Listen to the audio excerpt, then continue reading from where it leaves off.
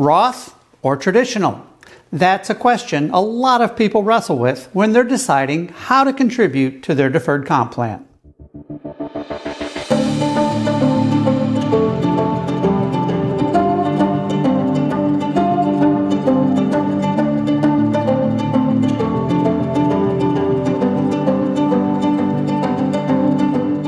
For most of you, your plan allows you to put money into either the traditional option or the Roth option, or even split contributions between the two. So the natural question becomes, which one actually makes more sense?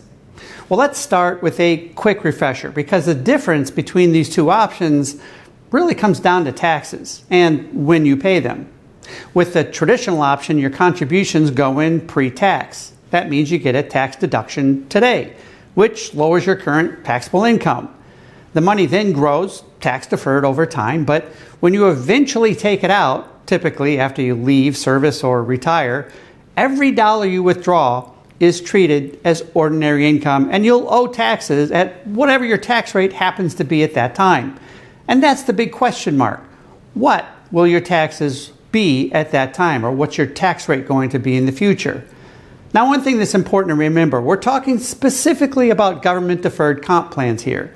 These plans have a pretty unique advantage. Unlike IRAs or mini 401k or 403b plans, once you separate from service, you can access the money without the 10% early withdrawal penalty, even if you're younger than 59 and a half. That flexibility is actually a pretty valuable feature that not many retirement plans offer. So let's flip over now and talk about the Roth option. With a Roth deferred comp contribution, it's basically the reverse. Your contributions are made with after-tax dollars, so you don't get a tax deduction today. But if certain conditions are met, mainly that you've had the account for at least 5 years and that you've separated from service, your withdrawals can come out completely tax-free. And that includes not only the money that you put in, but also all of the investment growth, which over time could be substantial. So the real decision becomes, is it better for you to pay the tax now or later? And answering that requires thinking a little bit about what your financial life might look like down the road.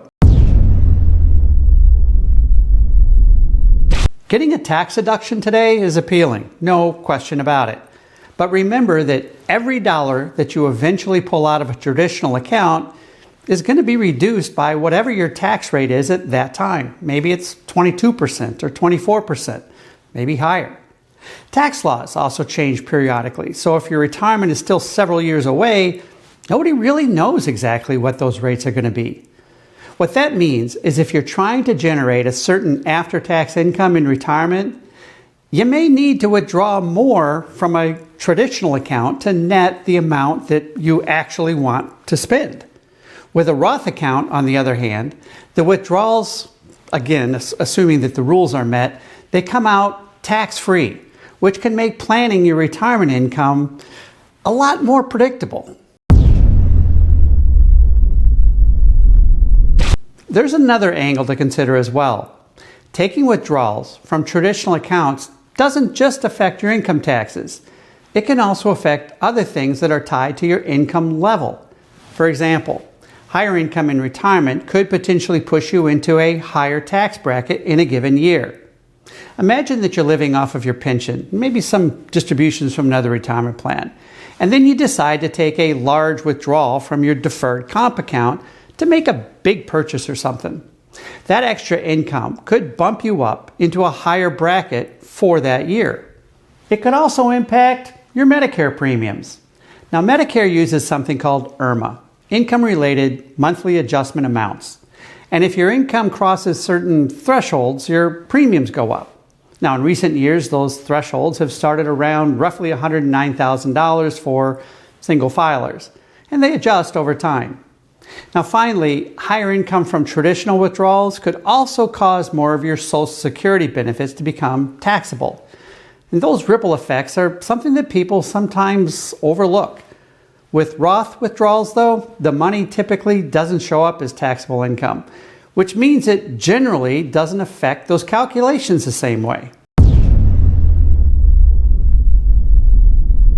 Another scenario that we see quite a bit is people who end up not needing to spend all of their retirement accounts.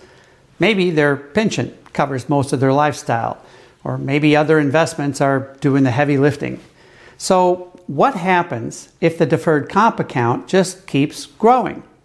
If that account is a traditional account, all of that money, including the growth, will eventually be taxable to whoever inherits it. On top of that, the IRS will require you to start taking required minimum distributions, or RMDs. Now, as of now, those generally begin at age 73, although the law schedules that age to increase to 75 for those born in 1960 or later. So if you still have a traditional balance at that point, the IRS will require you to start taking withdrawals, whether you need the money or not. And those forced withdrawals could potentially trigger the same issues that we talked about earlier. Higher tax brackets, more taxable Social Security income, higher Medicare premiums. With Roth accounts, there's a potential advantage. There are no required minimum distributions during your lifetime.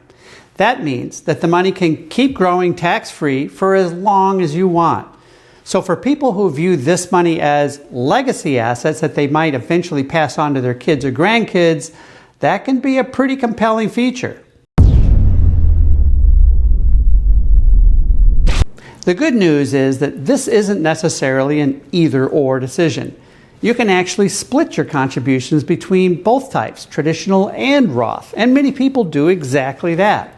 Having money in both types of accounts can create flexibility later when you're deciding where to pull income from in retirement. But here's the key. You do have options, and the earlier you think about those options, the more flexibility you'll likely have. So it may be worth sitting down with somebody who understands how all of these pieces fit together. Taxes, retirement income planning, Medicare, Social Security, and long-term strategies.